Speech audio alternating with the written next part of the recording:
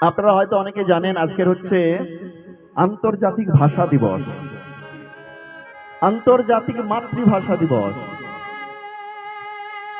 সারা পৃথিবী জুড়ে আজকের পালিত হচ্ছে। আমরা বাঙালি, তাই না মা? বাঙালি তো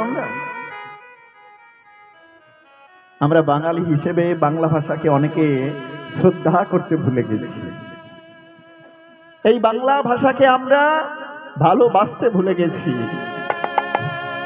ওই পাশ্চাত্য কালচারে আমরা এমন করে নিজেদেরকে ডুবিয়ে ফেলেছি। এই জগতের অনেক অভিভাবক অভিভাবিকা রয়েছেন যারা ছেলে মেয়েদেরকে ইংলিশ মিডিয়ামে পড়াতে ভালোবাসেন, কিন্তু না, আমি বলছি না।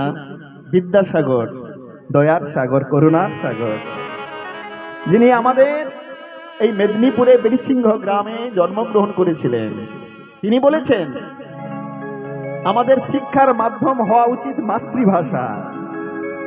এই বাংলা ভাষার মাধ্যমে আমাদের শিক্ষা অর্জন করা উচিত।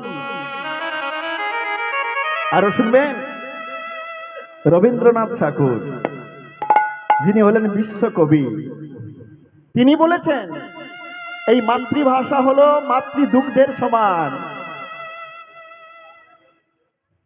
যেমন করে বলা হয় না, পিতামাতার ঋণ আমরা কোনোদিন শোধ করতে পারি না।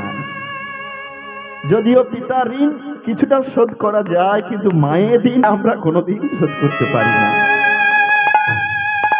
বিশ্বকবি রবীন্দ্রনাথ ঠাকুর বলেছেন এই মাতৃভাষা হলো আমাদের মাতৃদুগ্ধের সমান। একে যে মানুষ অবমাননা করবে, অশ্রদ্ধা করবে, টাকা আছে বলে ইংলিশ মিডিয়ামে ছেলে মেয়েদের পড়াশোনা করাবে, ভাবতে হবে তোমাদের কপালে অনেক দুঃখ আছে। ওই ইংলিশ মিডিয়ামে পড়ে উচ্চ শিক্ষা লাভ করে বিদেশে চলে যাবে, পিতা মাতাকে দেখার মতো তাদের সময় হবে না। ভক্তমণ্ডলী মায়েরা, স্বামী বিবেকানন্দ বলেছেন আমরা শিক্ষা অর্জন করব মাতৃভাষার মাধ্যমে। ইংরেজি ভাষার শিক্ষা দানকে তিনি বিরোধিতা করেছেন। আজকের হলো সেই মাতৃভাষা দিবস। এই মাতৃভাষাকে শ্রদ্ধা করতে হবে, সম্মান করতে হবে, তাহলেই কিন্তু দেখবেন আপনাদের আমাদের ভাষার প্রতি শ্রদ্ধা বাড়বে, ভক্তি বাড়বে এবং বাঙালি হিসেবে নিজেকে গর্ব অনুভব করতে পারবেন। নিতাই গুরু গৌর প্রেমানন্দে, হরি হরি বল, হরি।